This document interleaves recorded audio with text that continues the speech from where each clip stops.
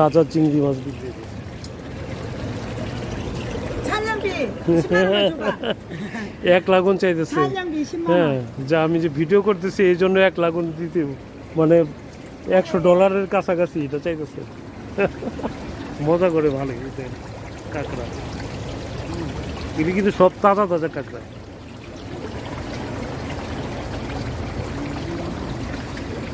এখানে